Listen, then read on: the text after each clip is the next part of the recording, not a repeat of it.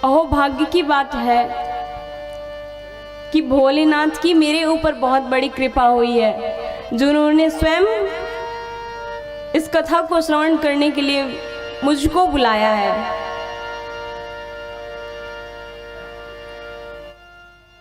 भगवान की कथा को श्रवण करने के दो ही रसिक हुए, एक तो स्वयं भोलेनाथ और दूसरे हनुमान जी महाराज।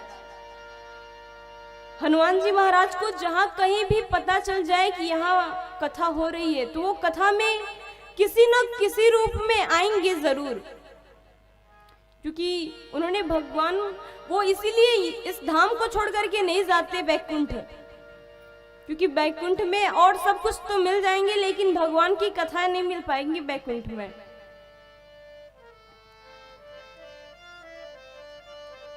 हनुमान जी महाराज कहते हैं कि यत्र यत्र रघुनाथ कीर्तनम तत्र तत्र कृतमस्तकांजलिम। जहां जहां भगवान की कथाएं होती हैं मैं वहां सुनने के लिए जरूर आता हूं। तो भगवान को केंद्र में रख करके और उनकी कथा कहना यह बहुत बड़े सौभाग्य की बात है। और ऐसा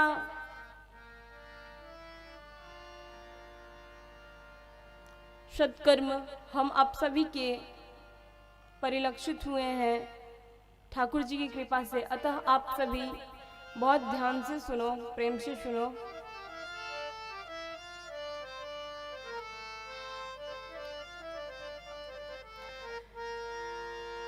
कल की कथा में आप सबने श्रवण किया कि भक्ति देवी के कष्ट को निवृत्ति के लिए श्री नारद जी महाराज घूम रहे थे, तो रास्ते में उन्हें सनत कुमार मिल गए।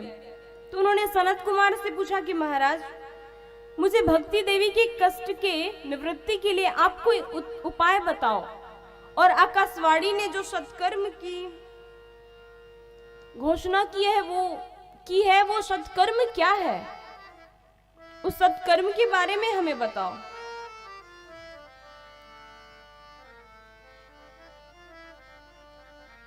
सनत कुमार ने यहाँ पे सत्कर्म बताए कि द्रव्य यज्ञास तपो यज्ञास योग यज्ञास तथा परे स्वाध्याय ज्ञान यज्ञाश्च ते तु कर्म विसूचकाः। सत्कर्म के रूप में 5 सत्कर्म बताएं। द्रव्य यज्ञ, द्रव्य यज्ञ का अर्थ क्या है? आप मंदिर में जाकर के दान दक्षिणा, द्रव्य मतलब धन दौलत इत्यादि जो कुछ भी आप मंदिर में जाकर के दान दक्षिणा करते हो, ये सत्कर्म है। पहली श्रेणी का सत्कर्म करनी चाहिए सबको। द्रव्य यज्ञ के बाद क्या बताया? द्रव्य यज्ञास तपो यज्ञ, तप यज्ञ करना। तप का अर्थ ये नहीं कि आप तपस्या करना ही तप नहीं होता। तप का अर्थ है जैसे कि आप सभी यहाँ बैठ के प्रेम से कथा सुन रहे हो, 3 घंटे के लिए उठ के जा भी नहीं सकते। कथा का नियम होता है कुछ,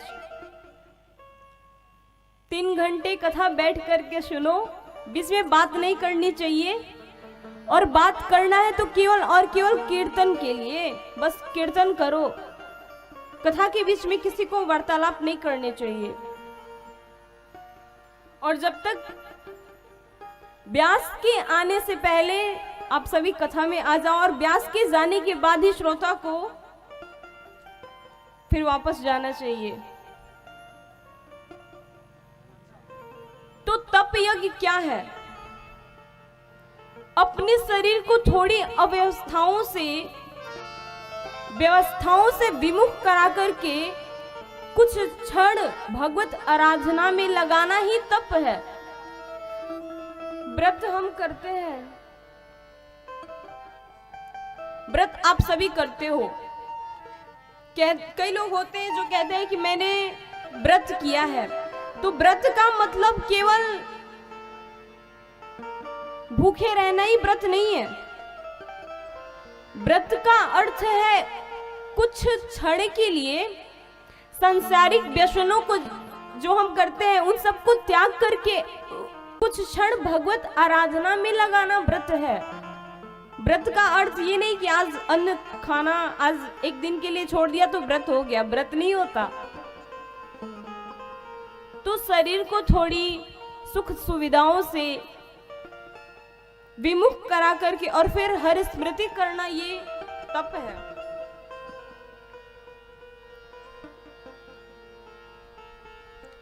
तप यज्ञ के बाद बताया योग यज्ञ। योग का अर्थ होता है मिलना। आप किससे संबंध रखते हो? संबंध उनसे रखो जो भगवान के हैं।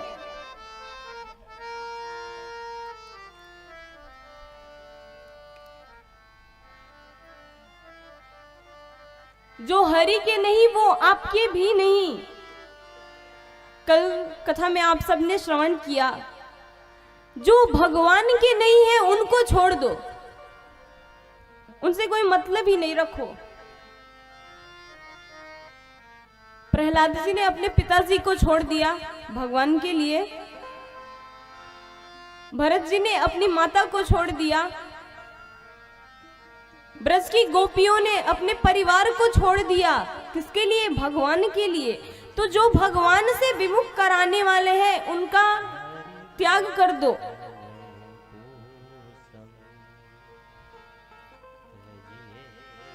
हर